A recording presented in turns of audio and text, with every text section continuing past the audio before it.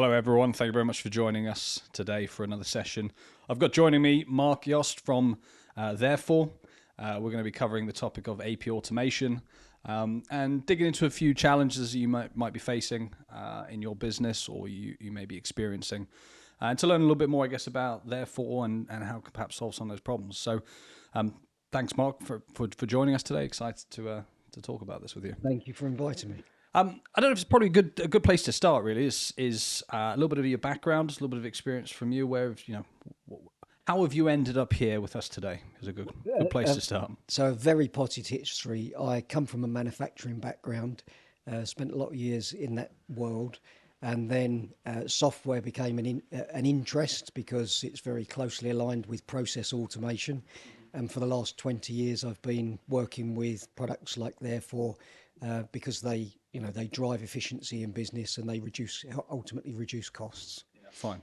And you've been dealing with, I guess, workflow process tools for, you said about best part of 20 years. 20 years. Okay, so big, long background, long history. Probably more than I've been in work. Definitely more than I've been in work. So, okay, great. And you've been with Therefore. Sorry, I might have missed that. I've been with Therefore for 4 years, but I've worked with the product for about 9 years.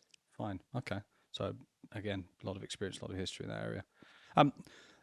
What's the I guess specifically around accounts payable? What's the biggest challenge, I guess, in terms of businesses adopting this kind of technology? It's not like document management technology hasn't been around for a while now.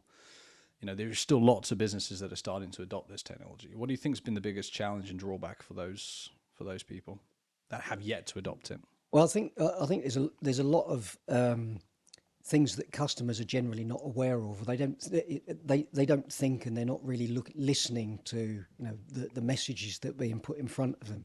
So if you've got an ERP system, so a Sage or a Xero or maybe an SAP type product, you're in that department and you're focused on going through those processes, and they're not necessarily thinking how can they improve efficiency in the other part of the accounts payable process, so the approvals process, the coding process, the ability to get data from an invoice document into their ERP system. So they're not even really aware of those that those things are possible, I think is really the essence. Yeah, do you think what's partly driving that is I guess a culture of this is what we've always done. This is how things have always been, and therefore there isn't a consideration of, well, how can this be improved? Is there even opportunity to make this more efficient? Do you think it's culture that's driving that, or do you think it's something else? I think it's culture. I mean, for me, there's two things that seem to drive whether a business is going to look at change and improvements or they're going to continue doing what they're doing. One is, or the main one is, the desire of the finance director or the finance manager, whether they're an innovative sort of person and whether they will look at it, and then the constraints put on them by their ERP system. Because often when you start a conversation, the customer's perception is that you want to rip out the ERP system they're using and give them something new. And invariably, they don't want to do that because they're quite happy using Sage or Xero or whatever. And so trying to get the message across that actually what you're doing is providing an add-on to that that's going to give them all these other benefits. And that's really quite a tricky balance to get that message across in a clean way that they pick up and they can see for themselves. Yeah, so it's something that's going to increase their efficiency by adding on to what they already have, their current tech stack, rather than it being, right, we're going to kibosh everything you've got here and we're going to start fresh with this system, which Correct. I guess would naturally anyone would be concerned about that, because there's going to be a lot of time internally as the customer and also the cost probably with the partner to work in implementing that new technology. Then there's the time training people. Yep. So all this, I guess, becomes factored in as to, do we want to do this? Where, yeah, I guess you're right. I mean, we've definitely seen it from our side as a provider of this technology, that people do get kind of fixated on what it's gonna kind of take away what we've already got rather than add to it. And it's ultimately just about improving the current products that they have and just making it more efficient, making it better. And there's an element, I think, of probably modifying cultural understanding or modifying people's thought process around this is how we've always done it, and getting them to see a more efficient way and how a product like this can ultimately do that. To give you a couple of examples of, what we see quite often is where companies always received paper invoices up until 5-6 years ago or whatever. Now the majority of invoices arrive as PDFs attached to an email. Yeah. But we still see that lots of customers print those emails out, manually enter the data into their ERP system, and then often scan them back in.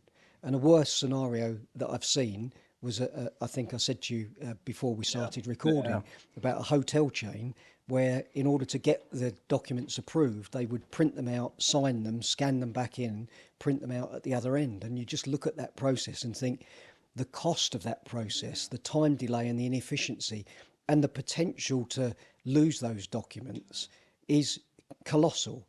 When, by comparison, you can automatically receive that invoice that came in by email directly into Therefore, and go through all those approval processes at the click of a button. Really simple. Yeah, and I think we were talking about, Mark and I were talking about this just before we started this podcast, and talking about this similar situation, and what came to mind then and now, and although I don't have the statistic on top of my mind for the errors in a process, an AP process, what does come to mind is I was recently looking at statistics of duplicate payments.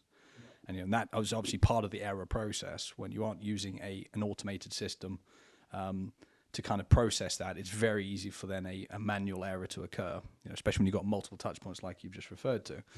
And what came to mind is, I believe it's 5% of invoices are duplicate payments as part of the accounts payable process. Do you think it's okay? 5% is not a huge amount, but if you're dealing with a business where those invoices are in the thousands, so that racks up, becomes quite a lot of money. I mean, in addition to that, as you just mentioned, it's the opportunity and the efficiency there, and the opportunity improvement is not just to do with the efficiency of that process, but there's also the compliance element. So you're reducing your risk. There's also the environmental impact. If you're printing more and more documents rather than keeping them digital, it's going to come at an additional cost. Then there's probably the security aspect as well, rather than it being kept in one centralized system with all that information in one place. Well, there are some other, interesting things as well. Is the duplicate payment thing is a real challenge for some businesses, and of course, with a solution like Therefore, you can set up automatic duplicate detection.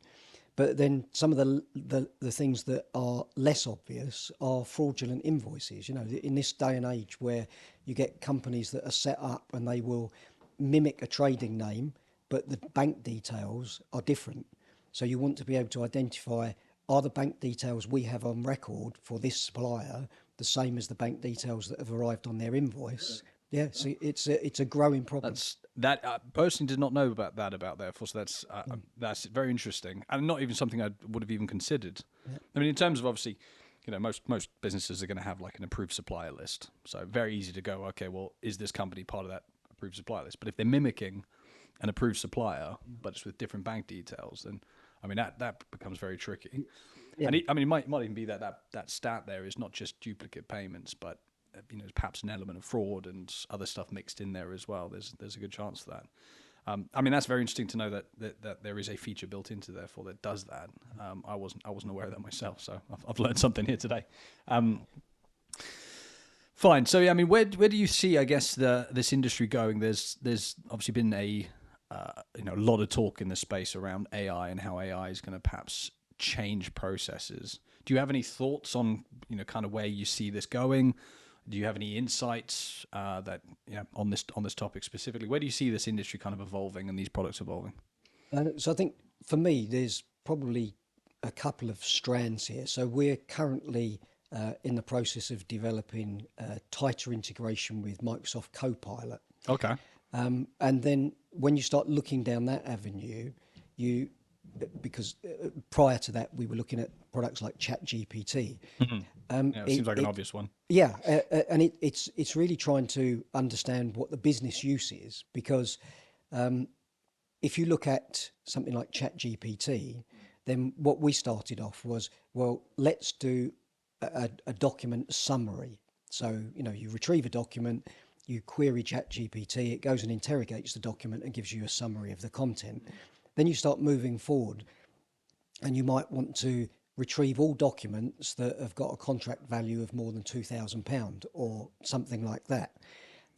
But in actual fact, now with our Copilot integration, what you will start to see is the ability to generate documents based on the content of multiple documents in your Copilot repository, which is managed by Therefore. So the what you don't really want, as far as we're concerned, in a system like Therefore, is to just have access to the internet, because that's not qualified content. Whereas if you've got lots of content in your own system and you're using that to drive your Copilot document generation and stuff, then you know that, from a landlord perspective, if your terms and conditions are this, you can start to generate really meaningful information. Yeah. Very, very quickly. Yeah, when you start to query those documents, you can start to pull things, I guess, to the forefront. Yeah. I mean, that's an exciting world. Do you see AI supporting anywhere in the development of workflows in themselves? I mean, as you were just talking there, what sprung to mind is I've recently been working with, you might be familiar with the product Zapier. May need to redact their name. I'm not sure if we have a license to use their product name. And they've got a feature in there where it's kind of like a chat agent, and you kind of, as part of this conversation, you build out what that integration is going to look like between two separate applications. Do you see kind of that becoming part of this space as well in this world, or is it not likely that there's going to be a need for that kind of thing? I think for all of the tools, like, Therefore as a product, the more we can do to make it easier for customers to configure processes and do that work themselves, the more successful the customers will be, and ultimately the more successful we will be. So I think it will play a part in what we do in the future. There are moves within our company to start looking at redesigning some of the underlying configuration tools that we have. So the primary one we have is called Solution Designer. So that's where we were looking earlier on this morning, how to actually build a configuration. So some of that sort of AI is very likely, I think, to end up in that particular application. I can see that making sense. I can see that working to support the customer, I guess, with developing their own processes. So I guess the easier it is for the customer to be able to customize and develop and expand this perhaps across their business and their processes, then I guess the easier it is for people to adopt these products, which goes to, I guess, the original question. I mean, do you think that the actual development of this technology is also perhaps you've obviously naturally got a scale or a process that goes through for people to adopt. You've got the early adopters and the laggards and so on and so forth. I can't remember what it's called now. It doesn't spring to mind, but there's a name for it. And do you think the technology and how it's evolved and the fact that the functionality in it becoming more usable is also what's leading to perhaps more uptake or more adoption, perhaps compared to how it was 15 years ago? Do you think that's playing an element to it? Without a shadow of a doubt. And, I think, COVID also played a big part in accelerating people's, not interest may or may not be the right word, but their need to start looking more at digital processes, because we actually couldn't produce documents. Even if you produced the document, you weren't allowed to hand it from one person to another. Well, no one was on site, so it was trying to access now documents that were in a filing cabinet. Whether it was a contract or a works or whatever it might be, no one could access it in the way that they could prior to COVID. So I think it made people start to look, and once they started looking, they could then see for themselves the benefits. So I just think that curve is going to get steeper and steeper now, and more people will be adopting this. Yeah, I think I'd have to agree with you on that. At least if not just for the cost efficiency, and as again we were talking about before this recording, the environmental impact. Business obviously looking at things like print. How does that impact essentially their cost? Because it's they're going to be paying to offset that carbon, or they're going to be looking at ways to reduce it. Whether it's a net zero plan that they've got, whether it's an ESG or a CSR set of objectives they're trying to achieve. So I guess it's how can they keep those documents digital? And it's not to say that digital products and services don't have an environmental impact. They do.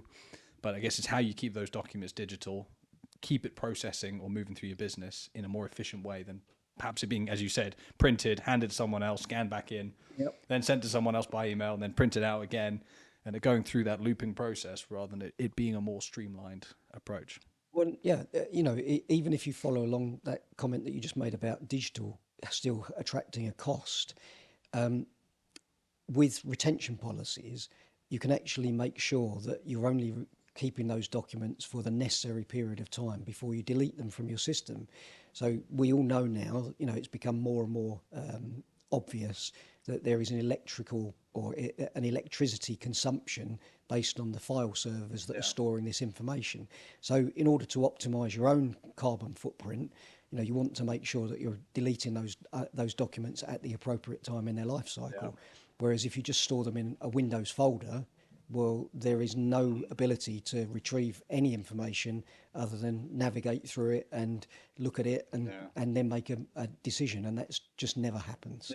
Well, I mean, just touching on to that, you've obviously got if it's a document that has personal data in it, not necessarily applicable, perhaps. Well, I guess it could be to the AP process, but if you've got personal data stored, removing of those documents in an adequate time period is also important. So you've got a compliance element there, a legal requirement to remove certain documents in a certain period of time. So products like therefore can absolutely do that, can support them with removing those documents in a timely manner, rather than it just sitting in your system and unknowingly it becoming a risk because it hasn't been removed of in time. Yeah.